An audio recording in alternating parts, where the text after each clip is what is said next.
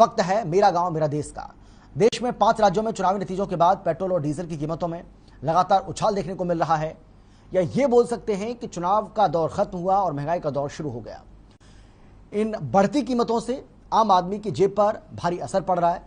न केवल असर पड़ रहा है बल्कि उनके जीवन पर भी काफी असर इसका देखा जा रहा है। एक रिपोर्ट आपको हम दिखाते हैं जिससे आप आसानी से ठीक से समझ पाएंगे।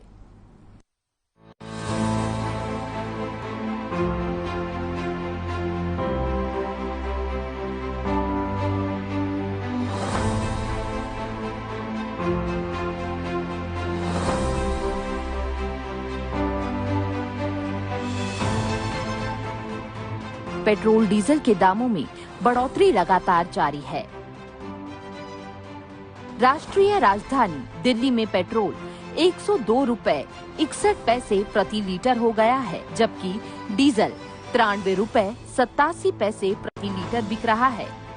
वहीं मुंबई की बात करें तो मुंबई में पेट्रोल 117 रुपए 57 पैसे प्रति लीटर बिक रहा है, तो वहीं डीजल 101 रुपए 79 पैसे प्रति लीटर हो गया है। इसके अलावा कोलकाता में पेट्रोल 112 रुपए 19 पैसे प्रति लीटर, जबकि डीजल 97 रुपए 2 पैसे प्रति लीटर बिक रहा है। चेन्नई की जहां पेट्रोल 108 रुपए 21 पैसे प्रति लीटर, जबकि डीजल 98 रुपए 28 पैसे प्रति लीटर हो गया है। वहीं पेट्रोल और डीजल के दाम बढ़ने से आम जनता को महंगाई का सामना करना पड़ेगा, क्योंकि इससे खाने पीने के सामान भी महंगे हो सकते हैं। इसका असर उनकी जेब पर ही नहीं, उनके जीवन पर भी पड़ रहा है। आइए आपको दिखाते हैं ग्राफिक्स के जरिए कि 12 दिनों में किस तरह से 10 बार पेट्रोल और डीजल के दामों में बढ़ोतरी हुई है। पेट्रोल के दामों में 22 मार्च को 80 पैसे, 23 मार्च को 80 पैसे और 25 मार्च को 80 पैसे की बढ़ोतरी हुई। साथ ही 26 मार्च को 80 पैसे और 27 मार्च को 50 पैसे की बढ़ोतरी हुई। वहीं 28 मार्च को 30 पैसे की बढ़ोतरी हुई, तो 29 मार्च को 80 पैसे की बढ़ोतरी हुई और 30 मार्च को 80 पैसे की बढ़ोतरी हुई। सिलसिला थमा नहीं, 31 मार्च को भी 80 पैसे, तो वहीं 2 अप्रैल को 80 पैसे की बढ़ोतरी हुई। 12 दिनों में 10 बार बढ़े तेल के दाम। डीजल की कीमतों में 22 मार्च को 80 पैसे की बढ़ोतरी हुई, वहीं 23 मार्च को 80 पैसे की बढ़ोतरी हुई, तो 25 मार्च को भी 80 पैसे की बढ़ोतरी हुई। 26 मार्च को 80 पैसे बढ़े, 27 मार्च को 55 पैसे बढ़े, 28 मार्च को 55 पैसे और 29 मार्च को 70 पैसे का इजाफा हुआ है और 30 मार्च को 80 पैसों का इजाफा हुआ है। 31 मार्च को 80 पैसे। सिलसिला थमा नहीं, 2 अप्रैल को भी 80 पैसे का इजाफा हुआ। बात करें हरियाणा की तो प्रदेश में पेट्रोल के भाव शतक पार कर गए हैं। 12 दिन में 10 बार पेट्रोल डीजल की कीमतों में बदलाव देखने को मिला। प्रदेश में पेट्रोल डीजल 80-80 पैसे प्रति लीटर महंगा हो गया है, जिसके चलते कई शहरों में पेट्रोल के दाम शतक पार कर गए।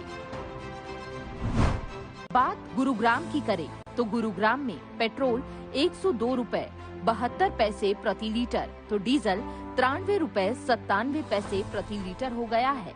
वहीं फरीदाबाद में पेट्रोल 103 रुपए 37 पैसे प्रति लीटर, तो वहीं डीजल 94 रुपए 60 पैसे प्रति लीटर, जबकि फतेहाबाद में पेट्रोल 103 रुपए 84 पैसे प्रति लीटर, तो डीजल 95 रुपए 4 पैसे प्रति लीटर बिक रहा है। इसके अलावा अंबाला में पेट्रोल 103 रुपए 41 पैसे प्रति लीटर बिक रहा है। डीजल की बात की जाए तो 94 रुपए 62 पैसे प्रति लीटर हो गया है। वहीं भिवानी में पेट्रोल 103 रुपए 43 पैसे प्रति लीटर, भिवानी में पेट्रोल 103 रुपए 43 पैसे प्रति लीटर, तो डीजल ₹94.66 प्रति लीटर हो गया है। वहीं चरखी दादरी में पेट्रोल ₹103.14 प्रति लीटर बिक रहा है, जबकि डीजल ₹94.38 प्रति लीटर बिक रहा है। तेल की बढ़ती कीमतों पर विपक्ष पहले से ही हमलावर है। विपक्ष ये आरोप लगा रहा है कि चुनावों में नुकसान के डर से उस दौरान कीमतें नहीं बढ़ाई गई और अब सरकार महंगे तेल का बोझ आम जनता पर डाल रही है। वहीं सरकार ने भी इसके पलटवार में महंगे तेल पर सफाई दी है। उन्होंने रूस और यूक्रेन की जंग को इसका जिम्मेदार ठहराया है। साथ ही सरकार के मुताबिक जंग का असर क्रूड ऑयल की कीमतों पर भी पड़ा है और दुनिया भर की इकोनॉमी पर इसका असर देखने को भी मिल सकता है। हालांकि ऐसा लगता है कि तेल कंपनियों ने जोर का झटका धीरे से देने का फैसला किया है। शायद यही वजह है कि बीते 11 दिनों में 9 बार तेल की कीमतों में इजाफा किया गया है। और चलिए बात करेंगे झज्जर की, जहां कांग्रेस ने महंगाई के खिलाफ प्रोटेस्ट किया। लगातार बढ़ रही महंगाई और बढ़ रहे पेट्रोल डीजल के साथ ही रसोई गैस के दामों को लेकर कांग्रेस ने ये प्रदर्शन किया। इसके साथ ही यूथ कांग्रेस के कार्यकर्ताओं ने सरकार के खिलाफ नारेबाजी की और महंगाई के खिलाफ बीजेपी सरकार को दोषी करार दिया। कांग्रेस विधायक और पूर्व शिक्षा मंत्री गीता भुक्कल भी यूथ कांग्रेस के इस प्रोटेस्ट में शामिल हुई। उन्होंने कहा कि आज महंगाई के कारण आम आदमी की कमर टूट चुकी है, लेकिन सरकार इस पर कोई कार्रवाई नहीं कर रही है। स्वागत करते हैं, अभिनंदन करते हैं मोदी सरकार में। थोड़े पीछे हमारे प्रदेश के मुख्यमंत्री जी ये कह रहे थे कि पंजाब जो है बार बार घोषणाएं कर रहा है, फिर वो कटोरा लेकर जो है देश के प्रधानमंत्री के पास पहुंच जाता है। जब पंजाब अपने हकों के लिए कटोरा लेकर प्रधानमंत्री जी के पास जा सकता है, तो मुख्यमंत्री हमारे खट्टर साहब को किसने मना किया है कि आपने हरियाणा की लड़ाई आप नहीं लड़ेंगे। पंजाब विधानसभा ने आम आदमी की पार्टी जैसे ही बनी एक फैसला ले लिया कि चंडीगढ़ पर उनका हक है, क्योंकि जो चंडीगढ़ यूटी है, जो देश के होम मिनिस्टर हैं, उन्होंने कहा है कि वो गवर्न करेंगे सेंट्रल सर्विसेज रूल्स की वजह से। तो हम कहना चाहते हैं हरियाणा पर पूरी तरह से, चंडीगढ़ पर हरियाणा का हक है। आदरणीय चौधरी भूपेंद्र सिंह हुड्डा जी ने कहा है कि सर्वदलीय मीटिंग बुलाई जाए और सर्वदलीय मीटिंग बुलाकर हम कतई भी चंडीगढ़ जो हमारी राजधानी है, हम अपना हक बिल्कुल नहीं उस पे से। चंडीगढ़ में उप मुख्यमंत्री दुष्यंत चौटाला ने मोहाली स्थित एक निजी संस्थान के दीक्षांत समारोह में बतौर मुख्य अतिथि शिरकत की। इस मौके पर उन्होंने 431 विद्यार्थियों को हेल्थ केयर, इंफ्रास्ट्रक्चर, मैन्युफैक्चरिंग और पब्लिक पॉलिसी प्रोग्राम्स में स्नातक कोर्स पास होने पर सर्टिफिकेट वितरित किए। इस मौके पर उप मुख्यमंत्री ने कहा कि हरियाणा राज्य देश में ऑटोमोबाइल का सबसे बड़ा निर्माता है। राज्य सरकार की व्यवसाय अनुकूल नीतियों के चलते ही बड़ी मात्रा में निवेश यहां आ रहा है।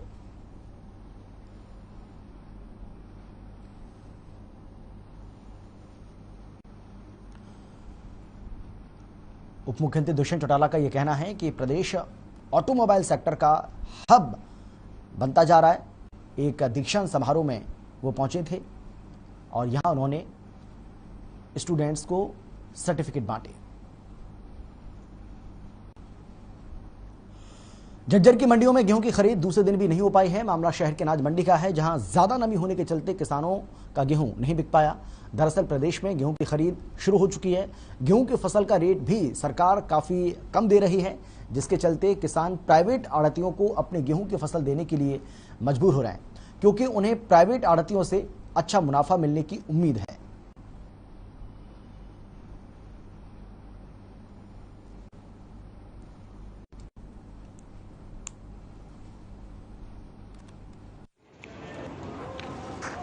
भाई किसान जो फसल का टाइम सही सूखी का टाइम तो 2-4 दिन डटका हुआ है। किसान अपने कट खेत में चलेगा, जहाँ बस कटवाना पड़ा। मुख्तर नमी है, फिर यह नमी सी है 2 दिन बाद में सूख जाएगी और बोली हो जाएगी। प्रत्येक एजेंसी तो भाई मुख्तर कटता हुआ है। मुख्तर कटना जमींदार। क्या भाव खरीद रहे हैं? 2015 रुपये का भाव है। एफिड वाले आज एफिड का दिन है, सोमवार था वेयर हाउस का, एक दिन एफिड एक दिन। तकरीबन मंडी में 1000-1200 कुंटल के आसपास माल आ चुका है गेहूँ, जिसमें नमी की मात्रा 14 से लेकर 17 तक है। फिर आज भी दूसरे दिन भी नहीं खरीदा गया? अभी सुखाना पड़ेगा इसको, उसके बाद परचेज होगा। कल भी नहीं खरीदा? कल तो वेयर हाउस की थी, सरप्राइज नहीं किया कल। कल भी वैसे खरीद नहीं हुई नहीं। और आज भी नहीं हुई। नमी की वजह से। अंबाला में हैरान कर देने वाला मामला सामने आया है, जहां आईएमए में दौसा के दंपति डॉक्टर के पास एक गर्भवती महिला का कॉम्प्लिकेटेड केस आया था, लेकिन डिलीवरी के दौरान डॉक्टरों की 2 घंटे की कड़ी मशक्कत के बाद भी उस महिला को बचा नहीं सके। वहीं पुलिस ने भी महिला के परिवार की रिपोर्ट पर डॉक्टर पर 302 का केस लगा दिया, जिससे महिला डॉक्टर बर्दाश्त नहीं कर सकी और डिप्रेशन के चलते डॉक्टर ने आत्महत्या कर ली। वहीं जिले के डॉक्टर ने अपने अपने चिकित्सा संस्थान बंद रखकर दिवंगत चिकित्सक को श्रद्धांजलि अर्पित की। साथ ही महिला डॉक्टर को आत्महत्या के लिए उकसाने पर दोषियों के खिलाफ कार्रवाई करने की मांग भी की।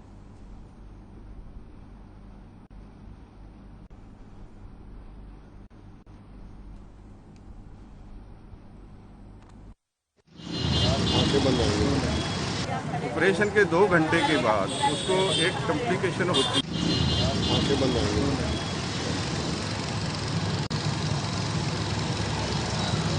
ऑपरेशन के 2 घंटे के बाद उसको एक कॉम्प्लिकेशन होती है पीपीएच, जिससे खून स्त्री के शरीर से खून जाता है, वो उसको स्टार्ट हो गया।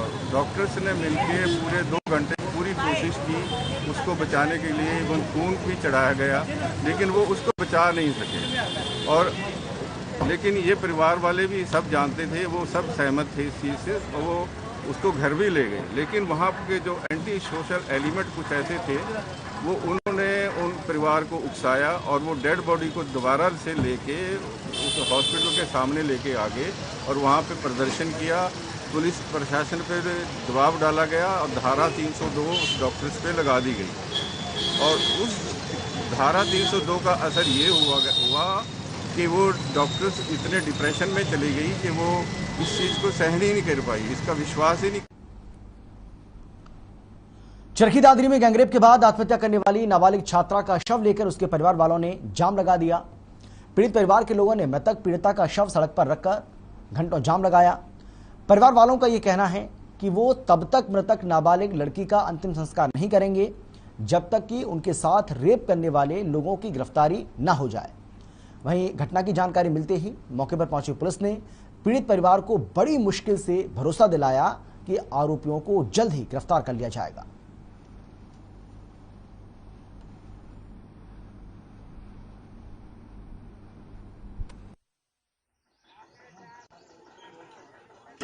हमारी चाचा की लड़की के साथ 3 दबंगों ने दुष्कर्म किया, उसकी हत्या हो चुकी है। हम प्रशासन से यही उम्मीद करते हैं कि हमें न्याय मिलना चाहिए। सरकार से गुजारिश करते हैं, डीएसपी के आने के बाद में हमें दाह संस्कार किया। डीएसपी ने हमको आश्वासन दिया, भाई हम पूरी कोशिश करेंगे और दबंगों को फांसी तक सजाने की कोशिश करेंगे। एक लड़की थी सुनीता नाम की, उसकी उम्र 17.5 साल की थी। कल उसने 3 लड़कों से परेशान होकर सुसाइड कर लिया था। वो गांव में थोड़ा गिरफ्तारी पे इशू बना हुआ था। आज उनके परिवार को आश्वासन देकर और उस लड़की का शांतिपूर्वक दाह संस्कार करवा दिया और आरोपियों को जिनमें से एक मुख्य आरोपी को गिरफ्तार कर लिया। बाकी इन्वेस्टिगेशन जारी है, जिसकी जांच डीएसपी साहब देशराज साहब कर। झज्जर में दर्दनाक हादसा हो गया। मामला गांव धराना का है, जहां किसी अज्ञात वाहन ने 2 युवकों को टक्कर मार दी, जिसमें एक युवक की मौके पर ही मौत हो गई, वहीं दूसरा गंभीर रूप से घायल हो गया। इस दौरान घायल को गंभीर हालत में रोहतक पीजीआई रेफर किया गया। फिलहाल पुलिस ने अज्ञात वाहन चालक के खिलाफ मामला दर्ज कर लिया है और कार्रवाई शुरू कर दी है। आपको बता दें कि नवरात्रों के मौके पर बेरी में मां भीमेश्वरी देवी का विशाल दरबार सजता है और हजारों की संख्या में भक्तों को दर्शन करने के लिए यहां पहुंचते हैं। दोनों युवक मंदिर में मां भीमेश्वरी देवी के दर्शन के लिए जा रहे थे। सतीश कुमार और ये इसका भतीजा है, उसका नाम है सौरपुत्र उपेंद्र। ये दोनों मुसुपुर गांव के हैं। ये मुसुपुर गांव से बेरी माता मंदिर में पूजा करने के लिए आ रहे थे सुबह सुबह। तो रास्ते में किसी अज्ञात व्हीकल ने राणा मोड़ के पास इनका एक्सीडेंट कर दिया। जो लड़का है अंकित, उसकी मौके पर डेथ होगी और जो सौरभ है वो पीजीआई रोहतक में। जी, कितने वर्ष के थे सर ये जो लड़का एक्सपायर हुआ है इसकी उम्र करीब 20 साल है और जो रोहतक एडमिट है उसकी उम्र करीब 16 साल। चरखी दादरी के रामबास गांव में एक किराना स्टोर पर सीएम फ्लैंग ने छापेमारी की, जिसके दौरान भारी मात्रा में पेट्रोल और डीजल बरामद किया गया। वहीं सीएम फ्लैंग ने छापेमारी के दौरान 2 गाड़ियों को रुकवाया, जिसको चेक करने पर भारी मात्रा में अवैध डीजल बरामद किया गया। मौके से 310 लीटर डीजल और 16 लीटर पेट्रोल बरामद किया गया। साथ ही झुंझुनू कला पुलिस ने मामले में कार्रवाई करते हुए जांच भी शुरू कर दी।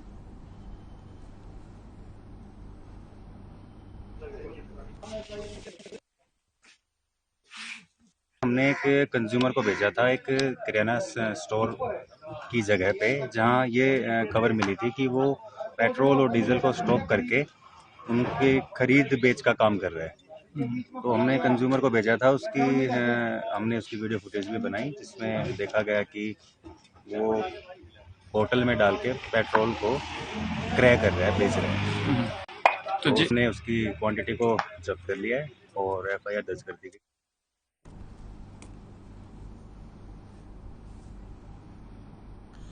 भिवानी नगर परिषद में हुए करोड़ों के घोटाले के सामने आने के बाद अब इस घोटाले की जांच की मांग को लेकर व्यापक जन समर्थन जुटने लगा है। इसको लेकर सेवानिवृत्त सीनियर आईएएस अधिकारी सुरेश कुमार गोयल ने उपायुक्त आरएस ढिल्लों को पत्र लिखकर 9 महत्वपूर्ण बिंदुओं पर जांच करने की मांग उठाई है। इसी को लेकर उन्होंने भिवानी में पत्रकार वार्ता आयोजित कर नगर परिषद में हुए घोटाले को लेकर जिला प्रशासन से पिछले 5 सालों की अकाउंट की फॉरेंसिक जांच करवाने की मांग की है।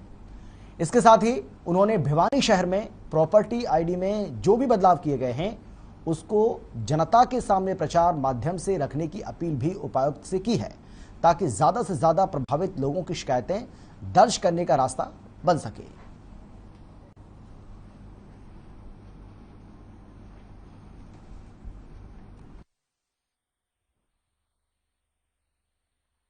मेरा किसी से राग द्वेष नहीं है। ये तो जो है जब ऑडिट होगा पूरी तस्वीर होगी। अभी तो ये नहीं पता है भाई साहब कि ये करोड़ों में घोटाला है या अरबों में है। तो पूरी तस्वीर तो आए कि और किस किस ने किसको पैसे दिए, आगे कहाँ गए। मनी ट्रेल जब ऑडिट से होगा तो सारे राज खुलेंगे, इसमें बहुत परतें खुलेंगी। जो मैंने ये कदम बताए हैं, अगर ये ठीक कारगर ढंग से उठा ली जाए, कोई बचेगा नहीं, ये मैं गारंटी देता हूँ। मैंने बहुत इसमें मेहनत की है और बहुत दिमाग से ये सारी चीजें सोच के बनाया है। ये जो मैंने ये सजेस्ट जो अपने सुझाव दिए हैं, इसमें मेरा 34 साल का ये समझिए कि 17 साल एज एक्सीएस ऑफिसर, 17 साल एज आईएएस ऑफिसर मेरा प्रशासनिक अनुभव, और जो उसके बाद रिटायरमेंट के बाद का अनुभव है, वो सारा सबका निचोड़। यमुनानगर में खराब हुई फसलों के मुआवजे की मांग करने के लिए भारतीय किसान यूनियन के बैनर तले किसान हरियाणा के शिक्षा मंत्री कंवरपाल गुर्जर के निवास स्थान पर पहुंचे। वहीं मंत्री कंवरपाल गुर्जर के जिले में मौजूद होने के चलते किसानों ने जगाधरी एसडीएम को ज्ञापन सौंपा। इस दौरान बीकेयू के जिला अध्यक्ष संजू गुंदियानी ने कहा है किसानों की काफी ज्यादा एकड़ फसल बरसात से खराब हो चुकी है, उनको मुआवजा दिया जाना चाहिए। संजू गुंदियानी ने पूरे प्रदेश में खराब फसलों के मुआवजे को लेकर प्रदर्शन किया और अपना एक ज्ञापन हर जिले से संबंधित अधिकारी के माध्यम से सीएम के नाम भेजा।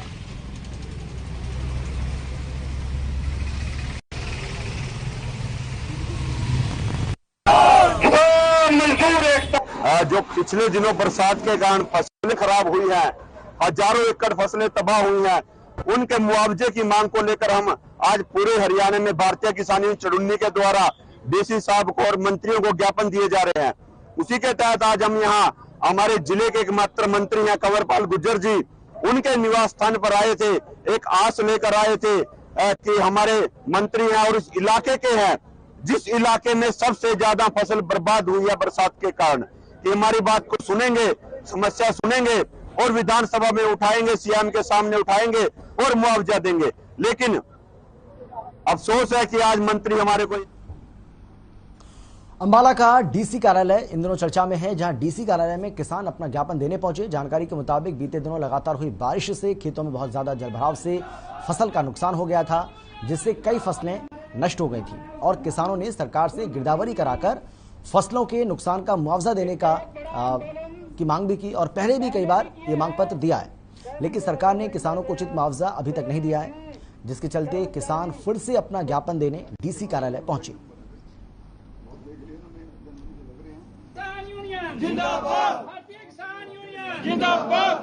ये मुद्दा है जी, जो जनवरी में ज्यादा बरसात हुई और उसमें जो फसलें खराब हो गई, हमने पहले भी सरकार को आगाह किया था, डी साहब को ज्ञापन दिया था, पर अभी तक किसान को ये नहीं पता कि उनकी गिरदौरी हुई ना हुई, क्या कर रही है सरकार करनी। आज हम पूरे हरियाणा में भारतीय किसान यूनियन चुड़ौनी सभी जिला हेडक्वार्टरों पे ज्ञापन दे रही है।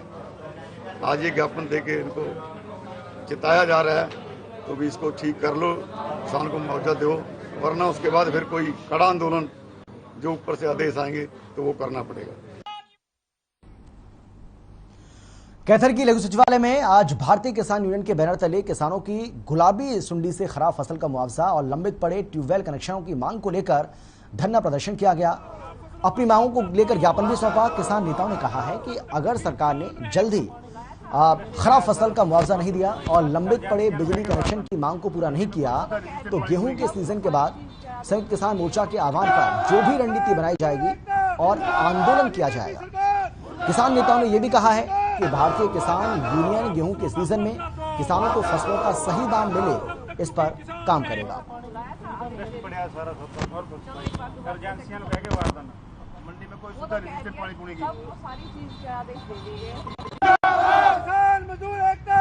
कनेक्शनों को लेकर किसानों ने कई सालों में अपने पैसे पर रखे, सिक्योरिटी तो बहुत दिन हुई, जो पैसे सरकार ने कहे थे नहीं वही पर रखे, अब भी वो कनेक्शन नहीं दे रही, इसलिए आज प्रदर्शन किया गया। और क्या मांग है?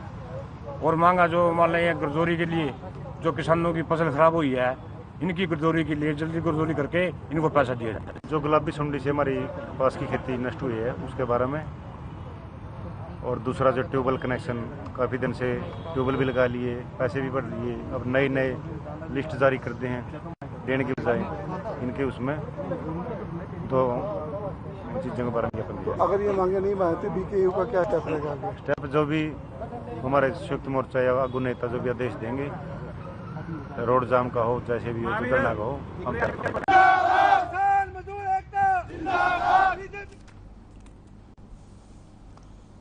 सिरसा में खराब हुई फसल के मुआवजे और बकाया बीमा क्लेम की राशि दिए जाने की मांग को लेकर किसान जिले के लघु सचिवालय पहुंचे और वहां सरकार के साथ ही प्रशासन के खिलाफ जमकर नारेबाजी की। हालांकि शनिवार की छुट्टी होने के चलते किसानों ने अपना मांग पत्र बीडीओ को सौंपा।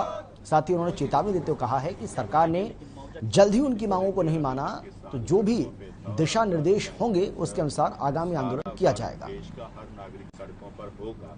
जिस प्रकार से आप पेट्रोल डीजल के रेट देख रहे हैं, सौंपा जा रहा है किसानों की ओर से, जो मुआवजा की मांग किसान कर रहे हैं। आज हमारा मुख्य विषय ये था, हरियाणा पद्धर पे थोड़े दिन पहला कुरुक्षेत्र में मीटिंग हुई थी पूरी जरूरी यूनियन की, और वहाँ पे जो सरकार ने वादा खिलाफी की है, सरकार ने जो किसानों के साथ खिलवाड़ किया है, उसके संबंध में ज्ञापन दे रहे थे, मुआवजे को लेकर और बीमे को लेकर। क्योंकि सरकार ने क्या किया, अब जो सिरसा में हमारे साथ खिलवाड़ किया है, आपको भी पता है, कई जगह बीमा दे दिया है, कई जगह मुआवजा दे दिया है और बाकी कुछ जगह छोड़ दिया है। सरकार की हमेशा से पॉलिसी रही है फूट डालो राज करो, वही चीज़ हमारे साथ बनाई गई है। हालांकि जब प्रोटेस्ट चल रहा था, जब गुलाबी सुंडी की बेमौसमी बाढ़ से जो हमारी फसलें बर्बाद हुई थी, किसान बर्बाद हुआ था, उस टाइम प्रशासन के अधिकारियों ने, सरकार ने ऑन द स्पॉट हमारे साथ वादा किया थी कि जहां जहां नुकसान हुआ उसकी हम भरपाई करेंगे। तो जो वादा किया उस पर वादे पे हाथ पैर नहीं देते।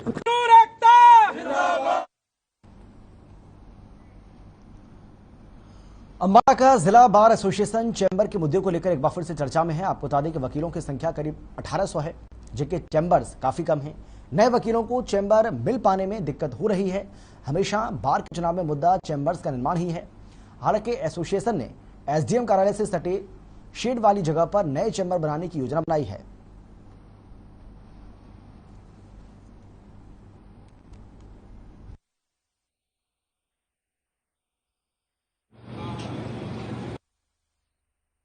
देखिए, अभी हम जल्दी ही कुछ नए चैम्बर बनाने जा रहे हैं, और जहां तक शेड का सवाल है, हम शेड को बिल्कुल नहीं तोड़ेंगे।